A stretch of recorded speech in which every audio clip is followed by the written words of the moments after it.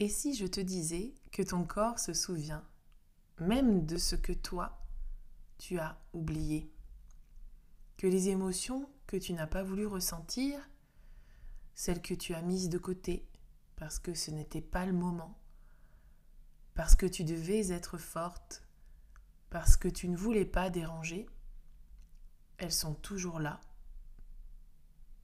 mais ailleurs, dans tes épaules peut-être, dans ton ventre, dans ton corps. Cet épisode, c'est une invitation à plonger dans un sujet fondamental, les émotions refoulées et leur impact sur ton corps, ton énergie et ton être profond. Bienvenue dans Mystère sacré du corps, le podcast qui éclaire les liens subtils entre tes croyances, tes émotions et leur impact sur ta santé physique et spirituelle. À travers des réflexions profondes, des méditations guidées et des pratiques énergétiques, je t'invite à explorer ton potentiel, à te libérer de tes blocages et à créer une vie alignée avec ton essence profonde et le monde spirituel qui t'entoure. Je suis Julie Montagnard-Rentier, fondatrice avec Lionel de l'Éther d'accueil, kinésiologue et énergéticienne depuis 15 ans. J'accompagne celles et ceux qui souhaitent faire de l'accompagnement holistique leur vocation en proposant des formations et des stages pour incarner pleinement leur mission de vie. Ensemble, marchons sur les sentiers de la conscience, façonnons de nouveaux chemins neuronaux et ouvrons des portes vers une transformation intérieure profonde. Plonge dans cette alliance du vivant avec moi, où corps et âme s'unissent dans l'amour et la joie. Bienvenue dans cet espace de découverte et d'évolution. Parce que oui, on a tout appris à mettre des émotions sous le tapis. La colère, c'est pas beau chez une femme. La tristesse, tu es trop sensible. La peur, allez, sois courageuse un peu.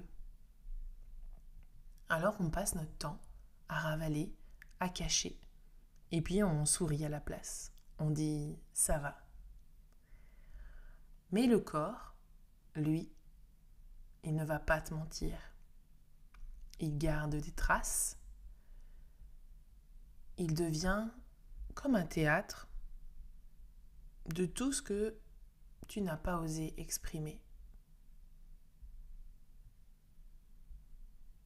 Et aujourd'hui, je veux t'expliquer comment ça fonctionne. Énergétiquement, scientifiquement, biologiquement, spirituellement. Je veux que tu comprennes pourquoi, parfois, tu te sens lourde sans raison apparente. Pourquoi il y a des tensions qui reviennent encore et encore. Et pourquoi le fait de refouler peut sembler protéger à court terme,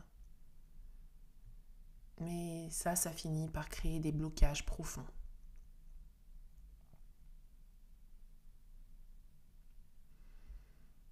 Et surtout, j'ai envie que tu repartes avec une nouvelle vision, celle où tes émotions ne sont pas des ennemis à combattre, mais des alliés et des messagères.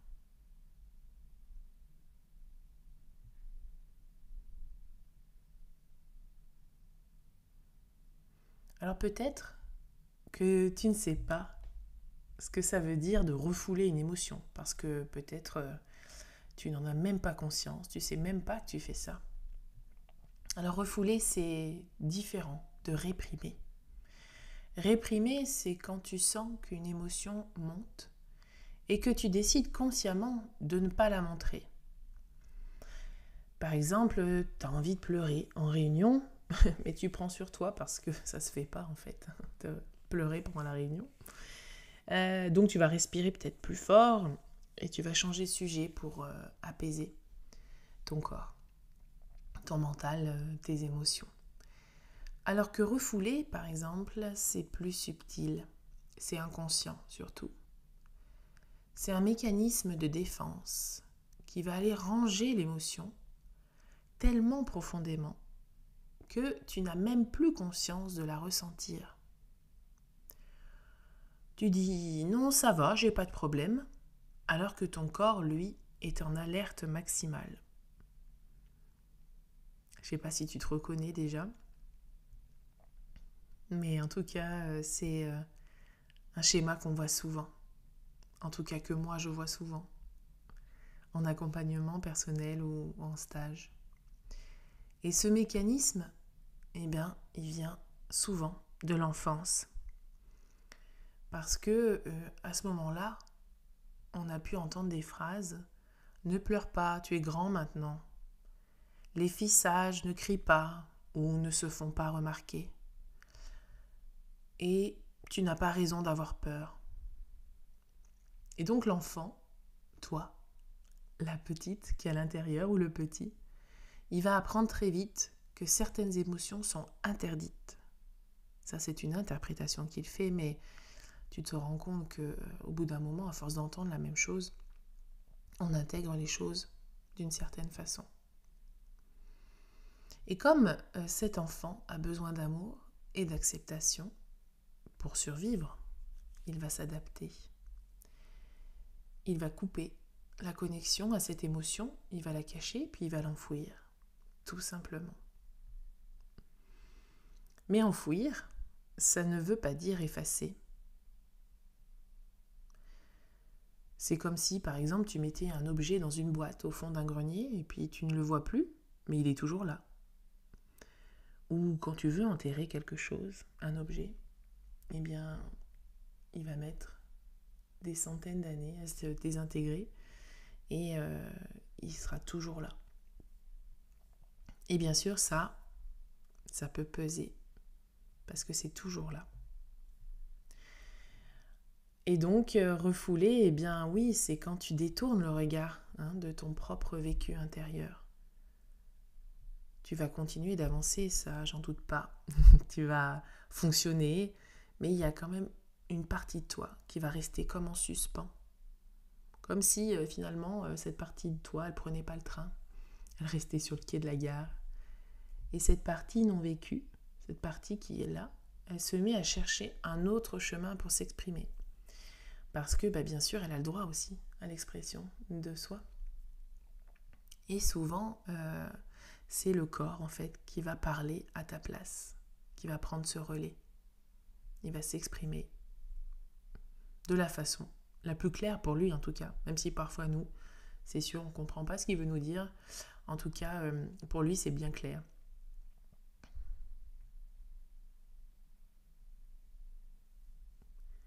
Quand tu refoules une émotion, c'est pas seulement un acte psychologique. Ton cerveau, ton système nerveux et ton corps tout entier participent à ce processus. Ton cerveau, il est conçu pour assurer ta survie avant tout. Et c'est là que quand une émotion jugée trop intense ou trop dangereuse surgit, eh bien ton cerveau, il peut activer une sorte de disjoncteur, on va dire, interne. Et la partie qui va résonner en toi, elle va prendre le dessus pour te permettre de continuer à fonctionner. Alors, plus précisément, c'est le cortex préfrontal, si tu as vraiment besoin de savoir. Donc, cette partie qui résonne, elle va être vraiment, elle va prendre vraiment ce dessus. Et puis, par contre, à l'intérieur de toi, l'amygdale, ça j'en ai déjà parlé dans un podcast précédent, c'est ton centre des émotions, c'est ta réponse face au danger.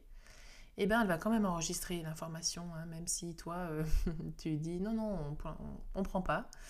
Mais elle ne va pas la traiter, elle va l'archiver.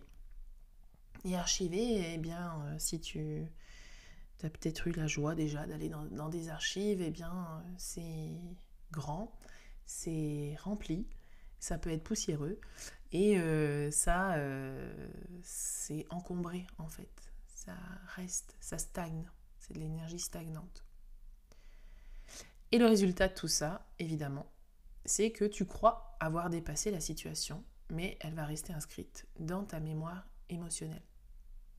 C'est pour ça aussi que ça revient parfois, parce qu'en fait, on pense l'avoir traité en suragissant dans le conscient et dans le physique, et en fait, on n'a pas écouté l'émotion jusqu'au bout. Et puis, par rapport au système nerveux, ça maintient, en fait, le refoulement va maintenir ton système nerveux dans un état de tension de fond. C'est un peu comme si tu laissais une alarme en veille permanente. Alors toi, par contre, tu l'entends pas, cette alarme. Mais elle va consommer de l'énergie en permanence. Donc ça veut dire que tu restes légèrement en hypervigilance, prête à réagir. Ton corps, il va produire des hormones, notamment l'hormone du stress, évidemment, le cortisol, si on peut dire que c'est l'hormone du stress, de façon un peu chronique. Et tu vas avoir, par exemple, tes muscles qui vont se contracter subtilement, surtout dans les zones de protection qui sont la nuque, la mâchoire et le ventre. Combien de personnes dorment avec la mâchoire serrée, les dents, t'as mal aux dents le matin, ou alors ton ventre t'empêche de dormir, ou alors il se manifeste. Bref, et puis tu as des tensions dans la nuque, et puis ça peut être aussi les trapèzes, là, le haut du dos. Peut-être que ça va te parler, tout ça. Et c'est là qu'ensuite on va arriver à la somatisation, évidemment. Parce que l'émotion, elle n'aura pas trouvé une issue naturelle pour s'exprimer. Donc les larmes, le cri, le mouvement, la parole. Du coup, elle va se stocker dans les tissus. Donc, par exemple, c'est ton dos qui va porter la charge invisible. J'en ai plein le dos. C'est ton estomac qui va digérer mal, en tout cas, une situation que tu n'as pas digérée émotionnellement. Et puis, par exemple, ça peut être aussi ton souffle. T'arrêtes de respirer consciemment ou inconsciemment, parce que c'est comme si tu voulais retenir quelque chose.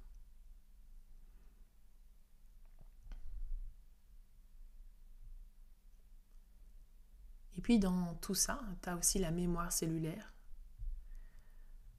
où chaque émotion non exprimée va laisser une trace dans ton système nerveux autonome, dans ta biochimie et jusque dans tes organes. Et du coup, imagine une personne qui, enfant, n'avait pas le droit d'exprimer sa colère, par exemple.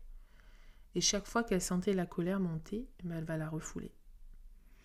Et à l'âge adulte, cette colère non vécue peut se manifester par des douleurs au foie ou à la vésicule biliaire. Et ça, c'est des organes qui sont liés à la colère dans la médecine traditionnelle chinoise. Ça peut être aussi des migraines récurrentes ou des explosions de colère disproportionnées par rapport à des petites situations. Comme si finalement, quand tu te mets en colère aujourd'hui, il y a tout ton passé qui jaillit d'un coup en même temps.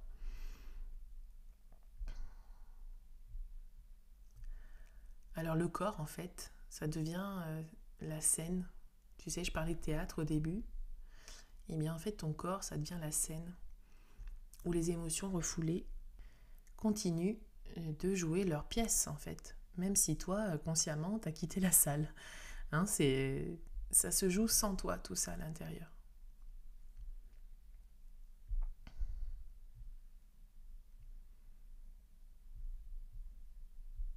Et donc, comme je te le disais, une émotion, elle n'est pas vécue, mais elle ne disparaît pas. Elle va aller s'installer progressivement pour finir par modeler ton terrain physique, émotionnel et énergétique, évidemment. Donc, sur le plan physique, tu as le refoulement qui va agir comme un stress chronique invisible. Ça peut être, à long terme, une fatigue persistante, comme si tu traînais en fait un poids constant, tu es toujours en train de lutter. Des troubles du sommeil, ton système nerveux ne parvenant jamais à se relâcher complètement. Des tensions musculaires récurrentes, mâchoire serrée, trapèze tendu, ventre contracté. et puis avec tous les troubles que ça peut engendrer derrière. Et puis certaines maladies chroniques comme les migraines, les troubles digestifs, les problèmes de peau, les inflammations. Et en fait, on se rend compte aujourd'hui que le stress émotionnel prolongé, eh bien, il va affaiblir ton système immunitaire et du coup augmenter les risques de maladies chroniques. Autrement dit, eh bien, les émotions refoulées, si elles vont s'accumuler, elles vont aussi peser sur la santé globale. Alors sur le plan émotionnel, elles vont transformer en fait ton état émotionnel de fond.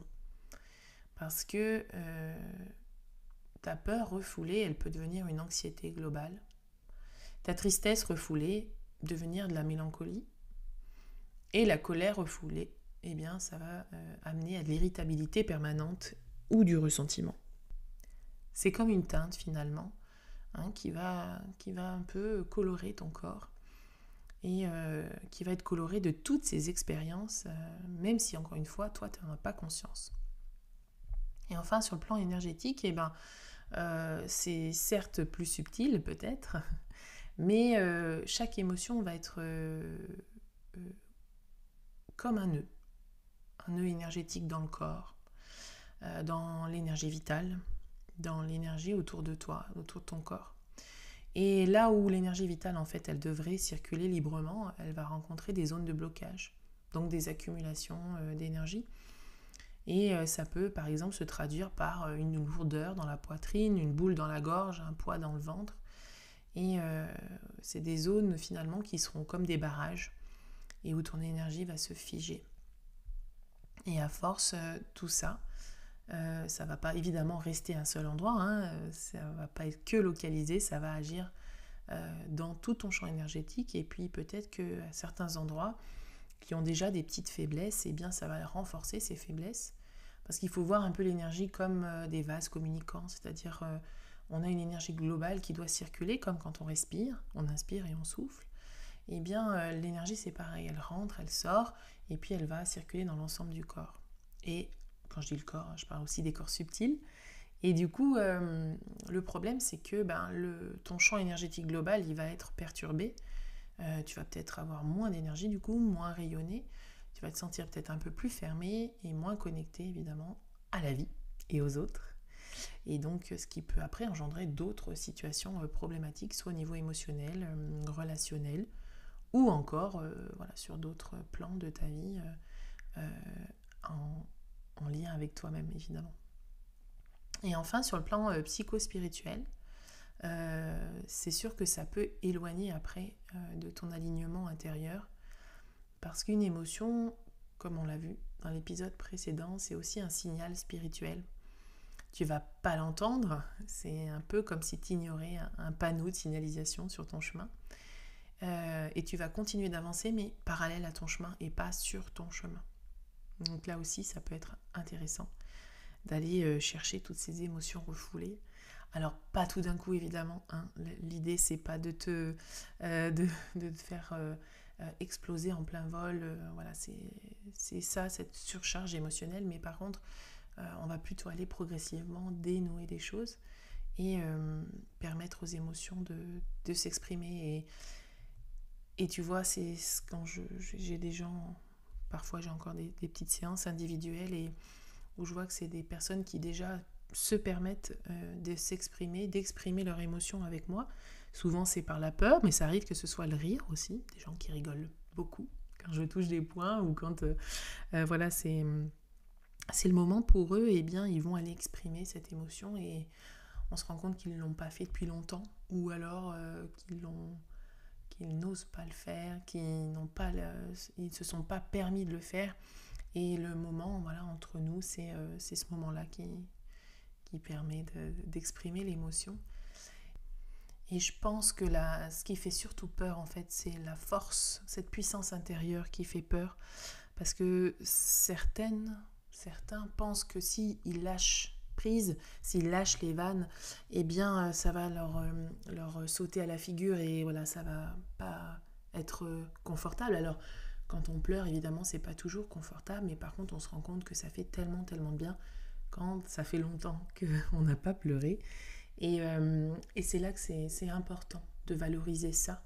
Voilà, d'être dans cette écoute, d'être dans cette permission et même cet encouragement. Je suis souvent dans cet encouragement à lâcher justement cette émotion parce que si ça arrive dans ce contexte-là, avec moi, eh bien ça veut souvent dire que ça n'a pas été fait avant.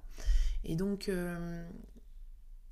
ça est tellement libérateur après, ça amène tellement de légèreté dans le corps, dans la tête, dans plein de choses que ces empreintes profondes qu'on a de ces émotions refoulées, en fait, elles vont agir sur tous les plans de l'être.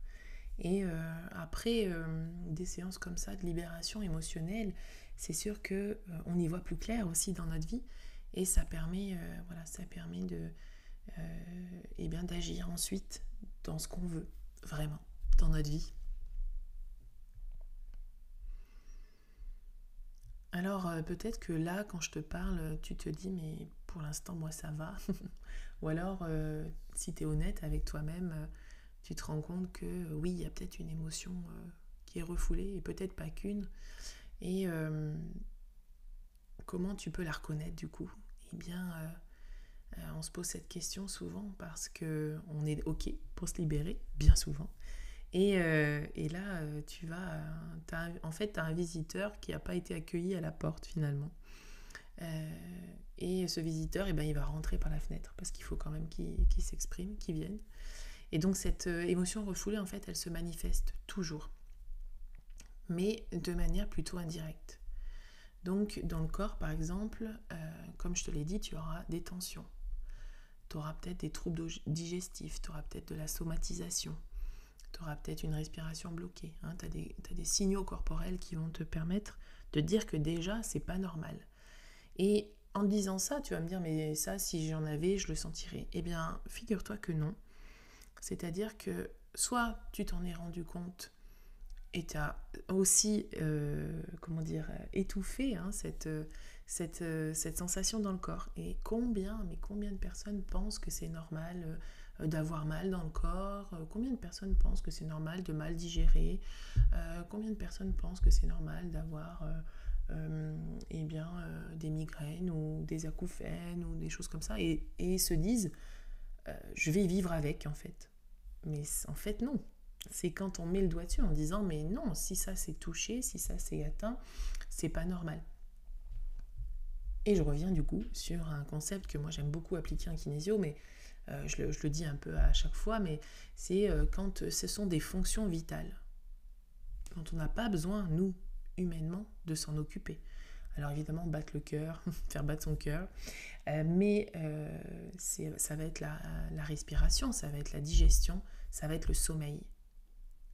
Tout ça, tu n'as pas besoin en fait de gérer. Donc si ça c'est géré par toi en fait, par ton conscient, par tes peurs, par une émotion, et bien c'est là que il faut agir. C'est pas normal. Il n'y a pas de raison de couper sa respiration. Si on la coupe, c'est qu'il y a un problème. Il n'y a pas de raison de manger de manière excessive ou très peu ou de manière compensatrice, à part s'il y a quelque chose qui ne va pas au fond. C'est pareil pour le transit, il n'y a pas de raison de ne pas aller aux toilettes tous les jours, voire plusieurs fois par jour. Si ce n'est pas le cas, c'est qu'il y a autre chose. Alors ce n'est pas forcément émotionnel, on est bien d'accord, mais la voie émotionnelle est quand même intéressante à l'explorer. Mais la voie physique aussi, la voie psychologique, la voie spirituelle.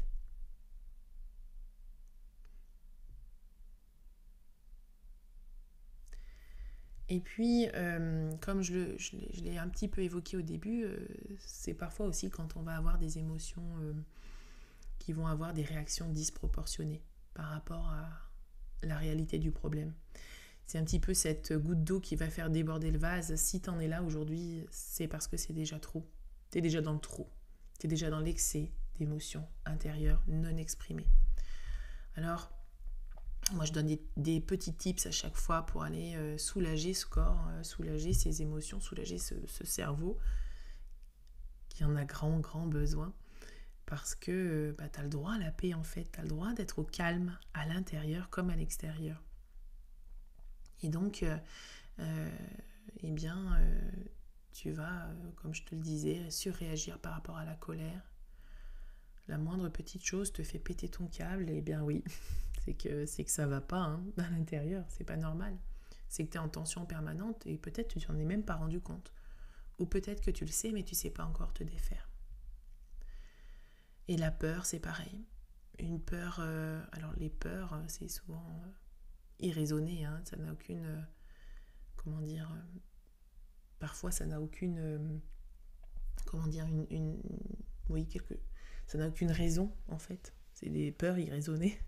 Les peurs des araignées, les peurs des serpents, pourquoi les peurs de l'avion, pourquoi tu as peur, voilà, ça c'est des peurs comme ça. Mais après, ça peut être aussi la peur de manquer, la peur de ne pas être à la hauteur, la peur d'être jugé. Peut-être que tu n'as jamais vécu ça et pourtant tu les as, ces peurs-là.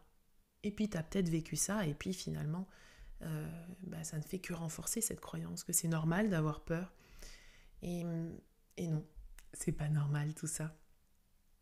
Parce que si tu penses être en danger, si ton système nerveux il est déjà en mode survie, c'est normal que la moindre peur ou le moindre petit accroc dans ce que tu avais prévu finalement te mette en colère. C'est finalement une réaction normale, ça.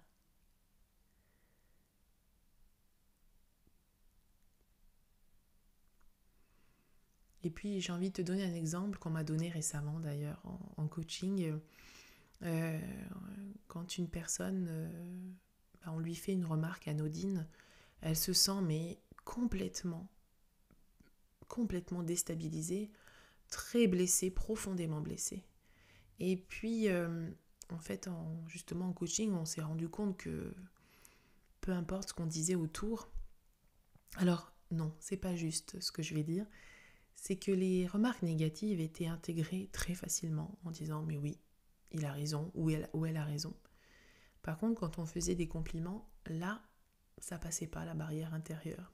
C'est drôle, peut-être que tu te reconnais toi aussi à ça. Mais en fait, l'important ici, c'est d'aller reconstruire une base solide, d'aller savoir ce qui se passe à l'intérieur en retrouvant par exemple des qualités et des défauts, qu'on pourrait appeler défauts, mais en fait qui sont des façons de fonctionner qui sont très pertinentes pour le corps, pour l'inconscient. Et progressivement, en faisant ça, on va aller retrouver de la stabilité intérieure. Et ce qui fait que quand tu auras une remarque, tu vas la prendre cette remarque, si tu as envie, déjà. Et si elle est justifiée, tu vas pouvoir te remettre en question, mais sans aller reconstruire de nouvelles bases. C'est pas nécessaire, ça. Tes bases à toi, elles sont solides, elles sont ancrées. Tu sais qui tu es, tu sais où tu vas. Alors, pas toujours, mais tu sais déjà qui tu es. Tu es telle personne. Tu as telle qualité, tel défaut.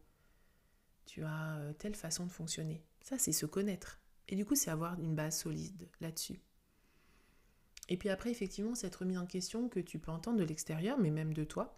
Parfois, on est plus dur avec soi-même. Encore une fois, elle peut être justifiée. Ça veut dire que tu as peut-être, effectivement, le gars a peut-être raison, j'ai abusé sur ce truc-là. Donc là, tu te dis, ok, je vais aller régler cette problématique, qui a posé problème en tout cas. Et par contre, moi je vois ça comme si notre corps était une maison, ma base, ma fondation, elle bouge pas.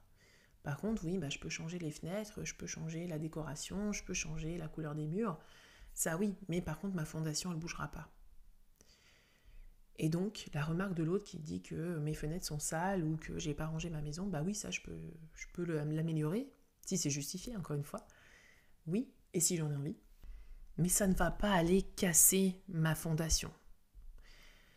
Et puis il y a les remarques qui sont faites et qui sont pas du tout acceptables.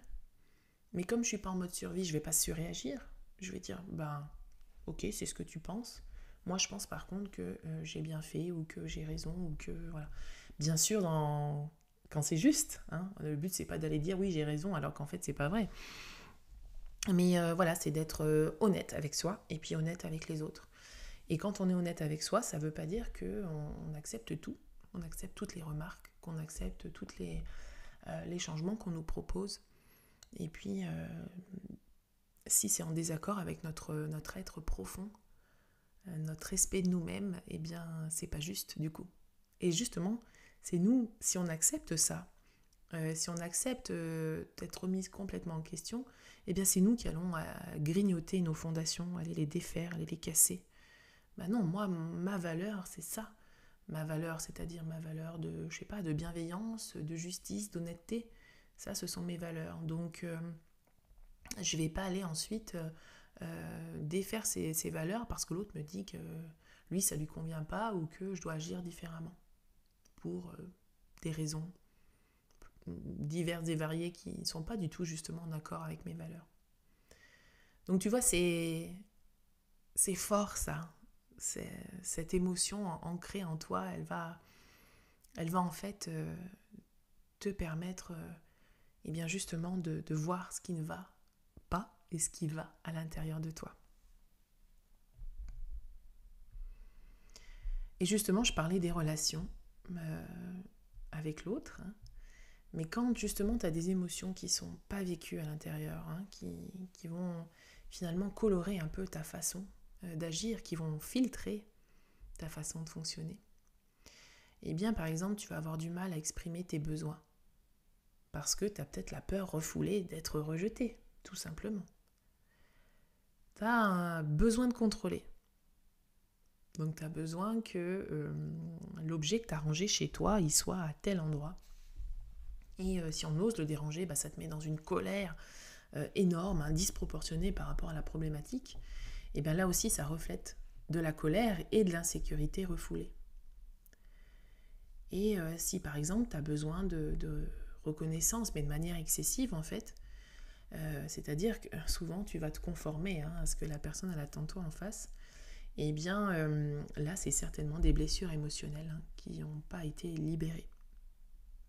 Et du coup, en te donnant ces clés, tu vas peut-être pouvoir te rendre compte de comment tu fonctionnes toi, et puis te dire que ça te va ou ça ne va pas. Là, tu es libre, tu es libre ici. Et tu vas ainsi répéter les mêmes situations relationnelles jusqu'à ce que l'émotion qui est enfouie, elle soit reconnue et libérée. Parce que là aussi, dans les personnes que j'accompagne, il y a des personnes qui changent de travail, par exemple, parce que leur patron est je sais pas, sans parler d'harcèlement, mais enfin, est vraiment tyrannique. Et bien, elles vont se retrouver dans une nouvelle boîte avec le même patron tyrannique, ou alors c'est en lien avec leur mère ou leur père qui, eux aussi, abusent de leur pouvoir, de leur autorité, et on va retomber sur des personnes qui vont aussi abuser de leur autorité dans le travail. Donc tu vois, en gros, ce que j'essaie de te dire là, c'est que la fuite ne va pas te servir. Par contre, tu peux dire stop, tu peux mettre le haut là. Alors, de différentes façons, c'est pas forcément dans la confrontation, mais pour te préserver toi. C'est peut-être nécessaire là maintenant. Donc, fais-le si tu sens que c'est important pour toi. Et puis ensuite, par contre, il faudra l'aborder, prendre le taureau par les cornes, si je peux dire ça. Et ainsi, tu vas aller dénouer ou exprimer l'émotion qui est à l'intérieur de toi.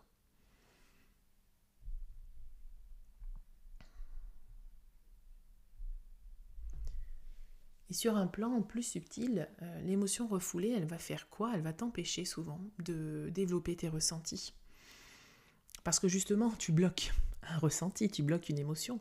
Et ton ressenti à toi, il va être bloqué aussi derrière. Quand tu veux tester de l'énergie, quand tu veux ressentir des choses, quand tu veux aller parler à ton enfant intérieur, par exemple, aussi, eh bien ça, c'est toutes des zones qui vont être inaccessibles parce que l'émotion, elle prend toute la place.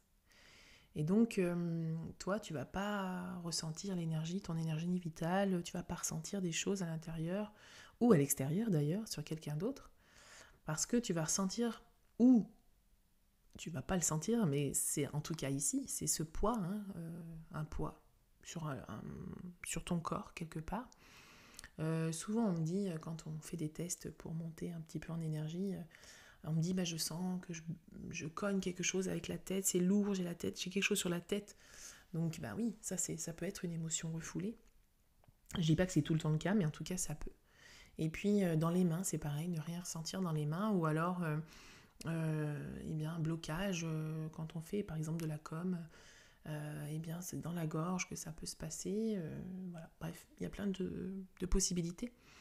Et donc tout ça, ce sont des empreintes émotionnelles en fait qui peuvent bloquer, encore une fois, tes signaux, parce que c'est être à l'écoute de soi, ces ressentis énergétiques. Et le problème, c'est que là, on est complètement en conflit intérieur, parce qu'en fait, tu donnes deux signaux qui sont complètement opposés. Un, non, surtout, je ne veux pas sentir cette émotion. Et l'autre qui dit, mais je veux beaucoup sentir, je veux vraiment ressentir l'énergie. Donc là-dedans, à un moment, le corps, il choisit la survie. Hein. Et si la survie, c'est de ne pas sentir l'émotion, et ressentir les énergies, c'est peut-être moins important pour lui aujourd'hui, eh bien, il va choisir, évidemment, le mode survie.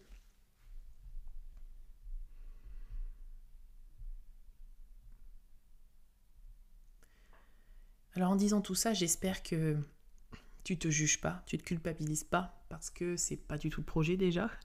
Et puis, j'ai plutôt envie de te valoriser en disant que c'est un mécanisme de protection, ce que tu as mis en place, comme une addiction. Même si on diabolise la cigarette, la nourriture, les drogues, bref, tout ce qui peut nous devenir une addiction, en fait, ce sont des systèmes de protection. C'est pour pas péter des câbles que ça se passe. Et là aussi, en fait, l'émotion refoulée, ce mécanisme-là, c'est pour ne pas, justement, exploser ou imploser, parce que c'est trop fort, ou alors t'as trop peur, enfin... Donc c'est positif au départ. Mais le problème, comme une addiction, c'est que ça va engendrer d'autres mécanismes qui, là, ne vont plus être bénéfiques. Et donc, c'est pourquoi ton système, à un moment, il a considéré que c'était trop douloureux de ressentir ou trop dangereux d'exprimer ce que tu ressentais. Et du coup, il a choisi de mettre ça de côté. Donc, c'est très humain comme façon de fonctionner. Bravo, tu es bien humaine et tu es bien humain. Mais du coup, comme je te dis, il y a un prix derrière à payer en fait. Elle va rester dans le corps et elle va vouloir s'exprimer différemment. Donc, tu vois, par exemple, la peur, en plus, la peur, c'est très ancien, c'est très archaïque, c'est très instinctif, la peur. Ça peut être, par exemple, ton enfant intérieur qui avait besoin d'être accepté pour survivre. Et du coup, l'enfant, il a appris à taire, en fait, certaines émotions pour rester en lien. Et il a peut-être cru qu'il allait être encore plus aimé ou plus faire partie du clan avec ça. Et puis là, j'ai aussi envie de te parler de la honte parce que c'est une émotion qui dit qu'en fait, être moi, c'est ne pas être normal. Ou être trop quelque chose, trop excentrique, trop triste, trop dépressive, trop ci, trop là. Et en gros, on te dit, mais en fait, tu devrais pas ressentir ça, tu devrais pas faire ça. Et ça, la honte, c'est vraiment une émotion paralysante qui va justement pousser à cacher ce qu'on vit à l'intérieur. Et du coup, c'est sûr que dans tes fonctionnements, on va te dire ne fais pas ci, ne fais pas ça. Et après, toi, progressivement, tu refoules, tu vas enterrer sous un masque de douceur ou de perfectionnisme. Ça peut être bien vu, ça. Et du coup, le problème, c'est qu'après, tu vas vouloir correspondre à tes parents, puis après à ton groupe d'amis, puis après à une société. Et finalement, tu réfléchis plus après. Tu fais les choses parce que c'est comme ça. Et ça, souvent, j'entends ça. C'est comme ça, je le fais parce que c'est comme ça. Et ça, pour moi, c'est de la résignation. Et ce n'est pas du tout de l'acceptation, comme on pourrait le penser.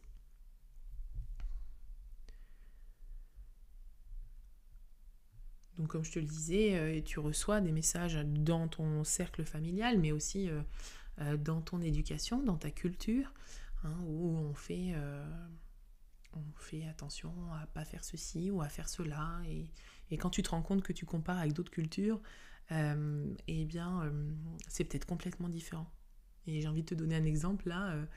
En ce moment, mes enfants, ils font beaucoup de bruit pour manger, quand on mange des spaghettis par exemple. Donc je leur dis qu'ici ça se fait pas, dans notre culture en tout cas, on fait pas de bruit en mangeant. Et puis après, c'est vrai que je leur montre des vidéos de personnes en Asie quand ils mangent les nouilles. Et où ils font beaucoup de bruit, et ça c'est un signe au contraire d'appréciation. Donc ça les fait beaucoup rire évidemment, hein. Ils s'amusent à le faire, à faire du bruit en mangeant les spaghettis. Et donc c'est hyper intéressant d'expliquer qu'en fait on fait pas les choses par politesse ou voilà, par convention sociale, mais ça veut pas dire que c'est un interdit dur et fort et tout ça. On va pas aller leur crier dessus pour qu'ils le fassent pas. Mais on leur explique que ça se fait pas. C'est là où c'est un enjeu, c'est des enjeux. Alors ça, c'est minime, c'est une petite chose, c'est un petit exemple que j'avais envie de te donner parce qu'il me fait beaucoup rire. Mais c'est pour dire que peut-être que toi, t'as pas été éduqué comme ça. On t'a dit non et on t'a pas expliqué pourquoi. Et en fait, voilà, c'est comme ça. Et toi, on t'a dit c'est comme ça. Et ok, t'acceptes parce que c'est comme ça. Et alors que si on explique, il me semble en tout cas, c'est moins vu comme une injonction et comme un devoir de se conformer, mais bien de dire, bah ok, là en groupe on le fait pas, mais si je suis toute seule chez moi, j'ai envie de le faire, et ben je le fais, je fais du bruit en mangeant. Donc voilà, j'espère que tu comprends en tout cas ce que j'essaye de te dire, parce que si tu prends cet exemple des spaghettis et des nouilles à d'autres choses en fait, eh bien tu vas te rendre compte que ces normes, ces obligations, ces injonctions, c'est toi qui choisis de les suivre ou pas. Et que tu peux t'en libérer si tu en as envie. Ça marche pas évidemment quand on n'est plus dans le respect de l'autre, évidemment. Hein. Mais en tout cas, par rapport à toi, dans ton respect de toi-même, pose-toi la question. Si chacune de ces injonctions, de ces devoirs, de tout ça, ça te correspond vraiment. Ou si c'est le résultat de la culture, de l'éducation, de plein de choses autour de toi. Et c'est peut-être là la clé qui va te permettre ensuite d'aller exprimer tes émotions. Donc bien sûr, comme je te l'ai dit, il y a l'éducation, mais il y a la famille qui va être très présente en toi déjà, dans la mémoire cellulaire dont je te parlais au début, mais aussi dans cette éducation et dans ce clan. En fait, le clan est tellement important. On a tellement besoin de ce sentiment d'appartenance qu'on va suivre les règles, encore une fois, sans réfléchir. Et puis, il va y avoir toujours le petit mouton noir de la famille ce petit mouton, il fait ce qu'il veut. On a l'impression que il a la belle vie parce qu'il a choisi, il choisit de faire autrement. Et parfois, il est mal vu, mais parfois, il est aussi vu de manière très envieuse parce que lui, il a osé en fait le faire. Et du coup, oui, il est perçu un peu excentrique, un peu différent. Parfois, il est même exclu carrément d'une famille. Et toi, surtout pas, t'as pas envie de vivre ça parce que c'est horrible d'être coupé de ses parents, de sa famille. Et puis, peut-être que le mouton noir, en fait, il vit sa best life, mais c'est pas toujours le cas non plus. Mais en tout cas, c'est plus fort que lui. Il peut pas faire autrement que d'écouter ce qui se passe à l'intérieur. Donc je dis pas qu'il faut être le mouton noir de toutes les familles non plus, mais en tout cas, si suivre un petit peu sa voie, ça heurte certaines croyances, certaines coutumes, certaines choses dans la famille, eh bien, tout ça peut être fait de manière bienveillante. En tout cas, si chacun est dans l'écoute et encore une fois, dans la communication. Si c'est pas le cas, eh bien, il faut savoir si on se choisit soi ou si on choisit sa famille. Toujours ce respect, ces fondations, c'est quoi? C'est quoi mes valeurs? Et puis, comme je te le disais, c'est une protection, tout ça. C'est en tout cas, le corps, il s'est dit que c'était la meilleure façon pour continuer à avancer. Et pas s'effondrer ou pas perdre de temps ou je ne sais quoi. Mais en tout cas, c'est la meilleure option. Donc ça, en fait, c'est quelque chose qui va être utile sur le moment. Et puis, par contre, ça va devenir un sacré fardeau quand ça va persister. Parce que ça n'aura toujours pas été révélé au grand jour, en tout cas pas forcément envers quelqu'un, mais envers soi déjà.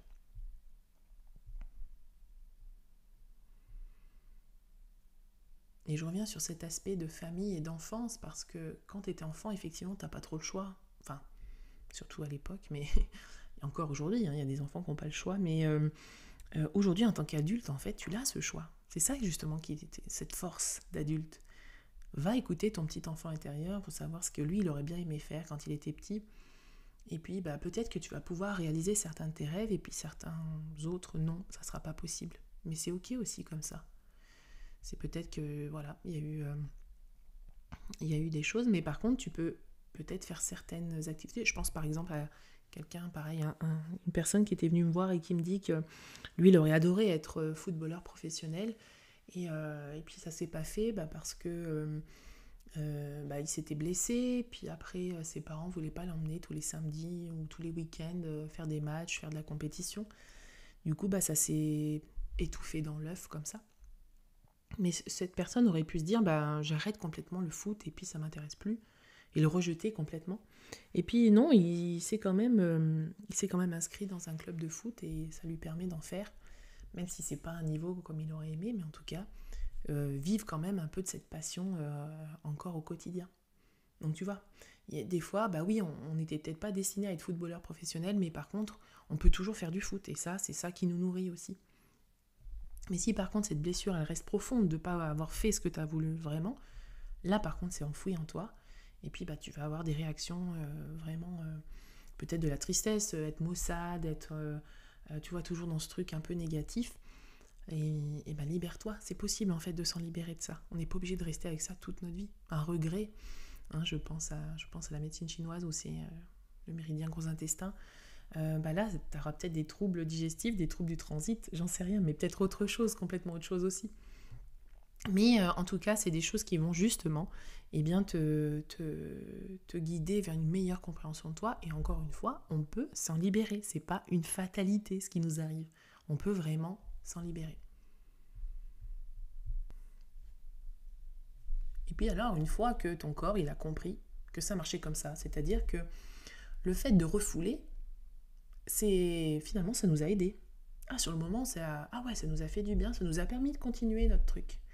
Le problème, c'est qu'après ça, c'est un mécanisme qui va devenir de plus en plus récurrent et du coup, qui va être de plus en plus facile à faire plutôt que d'aller exprimer. Donc en gros, plus on va refouler, plus ça sera facile de refouler et moins on va exprimer notre émotion. Donc ça fait un petit peu la cocotte minute. Je ne sais pas si tu vois ce que je veux dire. Et la cocotte minute, de toute façon, au bout d'un moment, ça ne tiendra pas le coup.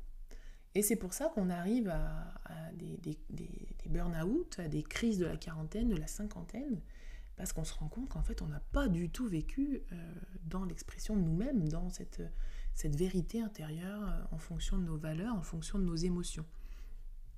Et du coup, en fait, c'est là que tu te rends compte que le corps, il n'oublie rien.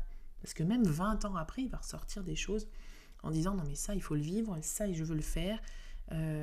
J'ai trop suivi certains commandements, j'allais dire, certaines injonctions. » Et le corps, en fait, il va somatiser à fond. Il va être complètement dans ce truc-là. Donc on va avoir, je dis n'importe quoi, mais du psoriasis, on va avoir de l'eczéma, on va avoir des troubles digestifs, ça j'en ai déjà parlé, on va avoir des maladies de peau, des maladies cardiaques, des maladies différentes, sur des plans vraiment différents. Du coup ça va s'ajouter à notre génétique évidemment, hein, là où il y a des failles entre guillemets, là où c'est plus facile de tomber malade en fonction de notre arbre généalogique.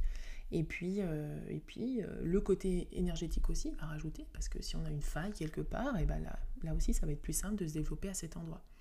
Donc on a vraiment une action d'une émotion refoulée sur plein de plans. Parce que tu crées des nœuds, parce que tu crées des blocages, encore une fois, complètement inconscients. Mais c'est des mécanismes, c'est inconscient pour l'instant, mais c'est des mécanismes qu'après on peut facilement, à force de les observer, de s'observer soi, c'est toujours pareil, c'est une meilleure connaissance de soi.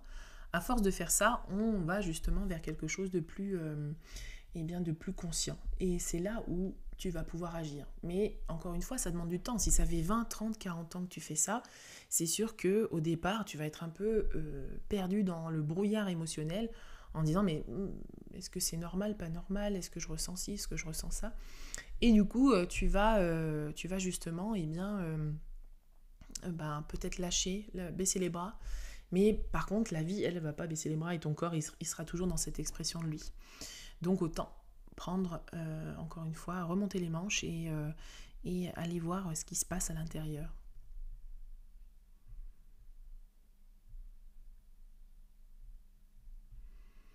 Alors, souvent, le refoulement des émotions, c'est parce qu'on veut protéger les autres.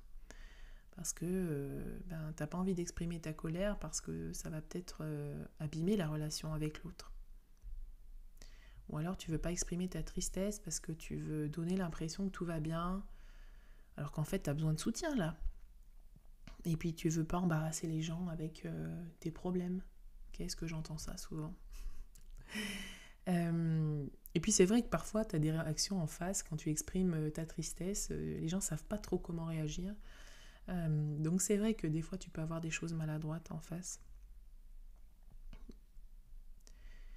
Et puis par exemple ta peur, c'est pareil, tu veux pas exprimer ta peur parce que au fond de toi il y a peut-être un petit être vulnérable qui a peur de se faire avoir ou de pas se faire comprendre. Et du coup le refoulement en fait ça crée aussi une distance avec l'autre. Tu vois, tu veux les protéger, mais en les protégeant tu vas créer une distance, c'est-à-dire que tu vas mettre un masque et du coup tu vas plus être vrai. Et du coup ça va être difficile après de te montrer authentique et d'accueillir pleinement l'autre, et finalement tu vas te retrouver dans des contraintes que tu voulais pas au départ. Tu vois, la personne qui dit jamais non par exemple, elle se retrouve dans des contraintes de ouf où elle va aller donner encore plus d'énergie d'elle-même, de temps qu'elle a pas déjà pour elle. Mais bon, c'est super de paraître gentil, de paraître serviable. Ça amène vraiment ce besoin, ce renforcement du besoin de reconnaissance. Alors qu'en fait, la personne, elle avait prévu de rien faire ce soir, d'être tranquille, de s'offrir enfin un moment de répit. Et non, elle va aller offrir cette chose-là à quelqu'un d'autre. Et ça, du coup, tu vois, dans tes valeurs, dans tes fondations, c'est pas juste pour toi. C'est pas juste ça. Donc finalement, tu veux être en lien avec l'autre, mais en fait, tu vas créer du ressentiment par rapport à l'autre qui t'oblige en fait à faire quelque chose. Enfin, tu penses qu'il t'oblige, c'est ça surtout. Toi, tu fais le choix d'accepter ce truc-là. Mais encore une fois, c'est des choses intérieures qui se jouent malgré toi. Et puis, ce que je voulais te dire aussi, c'est que spirituellement, c'est sûr que c'est pas juste non plus, puisqu'on est dans le spirituel, normalement, on essaye d'être aligné, on essaye d'être honnête avec soi-même, et du coup d'être connecté à une espèce d'intuition intérieure. Le problème, c'est qu'en ayant des émotions refoulées de partout, ce masque du tout va bien, on n'est plus du tout dans ce truc-là d'authenticité, voilà. Et on peut pas aider les autres, je vois pas comment on peut aider les autres en étant justement derrière tout ça, derrière ces masques, derrière ces besoins non exprimés, ces émotions refoulées. C'est en tout cas moi quelque chose qui me paraît difficile à mener en tout cas. Et puis ça devient, c'est ce qu'on appelle le shadow work, ça devient du coup des ombres à l'intérieur. On a plein d'ombres à l'intérieur et puis qui nous font peur, et puis plus l'ombre grandit et puis plus c'est difficile de s'en défaire.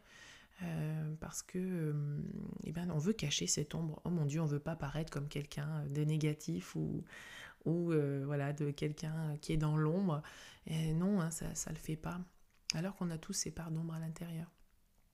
Et le problème, c'est que ces parts d'ombre, si on les écoute pas, si on les laisse pas s'exprimer, elles vont justement chercher d'autres moyens pour justement se manifester.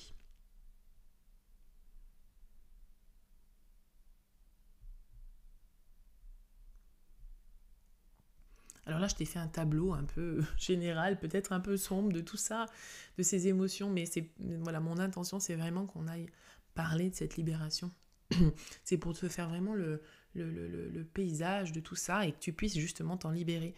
Parce que plus tu vas te connaître, plus tu vas connaître ces parts d'ombre, et plus tu vas pouvoir t'en libérer. Et donc, parfois, on imagine que c'est très compliqué, ou alors qu'il faut avoir un niveau spirituel énorme, ou faire un rituel un peu mystérieux, couper une branche, brûler un truc, une ficelle. Pas du tout en fait, c'est très simple et en même temps c'est parfois très compliqué parce que là on va être obligé d'être dans l'être et pas forcément dans le faire. Et ça, c'est quelque chose qui est parfois compliqué à comprendre en disant dis-moi, qu'est-ce que je dois faire, une lettre symbolique. Alors, la lettre symbolique, moi, c'est quelque chose que j'aime beaucoup, mais là, c'est pas ce que je vais t'inviter à faire. On va être vraiment avec soi, avec son corps. Et parfois, ça va être tellement inconfortable qu'on n'aura pas envie de le faire. D'ailleurs, la lettre symbolique, c'est aussi ça. Pourquoi j'ai pas envie de la faire? C'est parce qu'en fait, j'ai pas envie de me confronter avec... d'aller brasser des trucs à l'intérieur que j'ai préféré cacher pendant plusieurs années. Donc tu vois, c'est pour ça que c'est difficile ce travail-là. C'est très simple et en même temps assez difficile. Parce que on va faire 3 phases. On va accueillir, on va traverser, puis on va relâcher. Et donc c'est des phases qui sont pas toujours simples à mettre en place. Donc la première chose, tu vois, c'est d'accueillir. Et c'est déjà dire, oui, je sens cette émotion. Mais là, super, on a déjà fait un pas, on a déjà ouvert une porte là. C'est merveilleux. C'est révolutionnaire, hein, parce que tu t'es dit, là, je sens qu'il y a une émotion. Et là, c'est déjà la porte ouverte. Et ça, c'est déjà merveilleux. Donc déjà, se l'avouer à soi-même, c'est déjà énorme. Après, c'est traverser. Et traverser, ça veut dire accepter que l'émotion, elle monte. Elle monte. Et que ça fasse comme une vague. Moi, j'aime beaucoup cette image de la vague. La vague, ça ne veut pas dire que c'est un océan. C'est ça, hein, pour ton conscient qui a peut-être peur, ou ton inconscient qui a peur. C'est un pic, en fait, c'est une montée. Elle va avoir un début, elle va avoir un pic, et puis après, elle va redescendre. C'est pas l'océan qui t'engloutit et puis c'est terminé. Par contre, la vague, elle va peut-être te submerger, oui, mais momentanément. Et donc, l'idée, là, c'est pas de l'arrêter justement en plein milieu, de construire une digue, surtout pas. On veut justement qu'elle reste présente, qu'elle soit là, et tu vas sentir ce qui se passe dans le corps, hein, là où c'est tendu, là où ça tape un peu, hein, le cœur qui tape, et sans te juger. Là, en disant, ok, je ressens ça, et j'ai le droit de ressentir ça. Et tu es vraiment comme ça, dans cette circulation, hein, dans ce mouvement intérieur qui va être intéressant pour toi. Et enfin, la dernière chose, ça serait de relâcher. Quand tu as accepté, quand tu as traversé l'émotion, elle va finir en fait par se dénouer d'elle-même, parce que tu auras relâché. Alors relâcher, c'est pas oublier, c'est pas effacer, c'est quelque chose. C'est en fait laisser partir, laisser la charge énergétique. Et c'est ça en fait le lâcher prise, c'est qu'on comprend. On a du mal à dire mais comment je fais? Mais déjà commence par tes émotions. Commence par ça en disant je la laisse, je la vois, je la laisse vivre et c'est bon, je m'attarde pas dessus non plus. C'est ça le lâcher prise. Mais ton petit mental, il va te dire hein, que oh là là, regarde, oh, t'as peur là, oh là là, mon Dieu, mais on va vivre comme ça toute notre vie, mais ça va être comme ça tout le temps. Et en fait, c'est ça. Là, t'es dans le mental, t'es dans le jugement, et du coup, tu dis ah non, alors surtout pas. Alors je veux pas vivre ce truc, je referme. Donc, tu vois, c'est quand même important pour toi. Ce que j'ai envie de te dire enfin, c'est que ce processus-là, c'est pas instantané, c'est pas toujours linéaire. Il y a des fois tu vas y arriver, puis il y a des fois ça va être compliqué. Et puis parfois, l'émotion, elle va revenir plusieurs fois parce que elle aura peut-être été très forte au départ, ou alors elle a été ressentie plusieurs fois. Et donc il faut déblayer à chaque fois. Mais dis-toi qu'à chaque fois que tu le fais, ça vaut le coup de le faire parce que tu t'es enlevé une couche, tu t'es enlevé quelque chose qui te pesait au départ.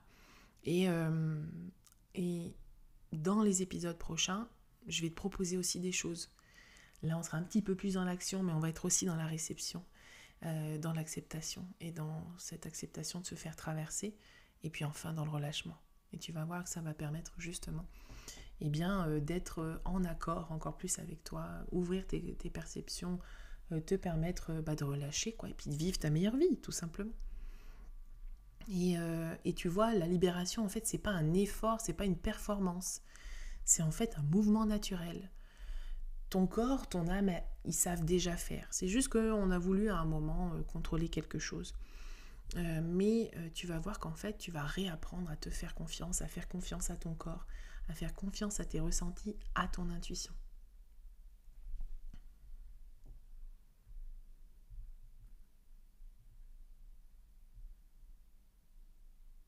Donc je t'invite, évidemment, à travers tout ça, à voir tes émotions non plus comme des fardeaux, mais plutôt comme des alliés sur ton chemin.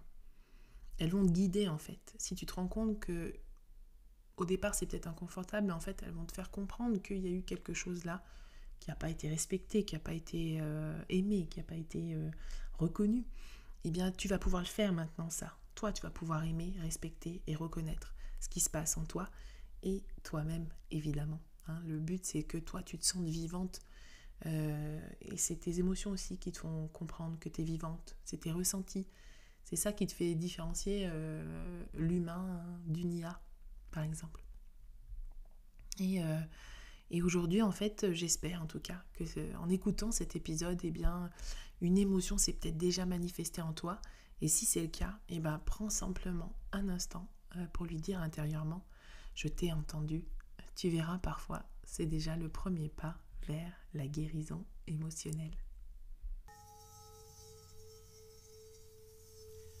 Merci d'avoir voyagé avec moi dans cet épisode de Mystère sacré du corps.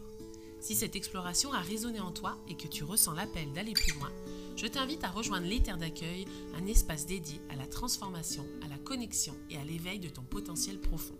Rejoins notre alliance spirituelle et bienveillante sur Facebook, sur les terres d'accueil ou sur le groupe privé Future Enquêtrice de l'âme. Tu as aussi notre Insta, Lionel et Julie, les terres d'accueil, et notre site internet www.lesterresdaccueil.fr. À très bientôt pour un nouvel épisode et d'ici là, prends soin de toi, de ton énergie et laisse briller ta lumière.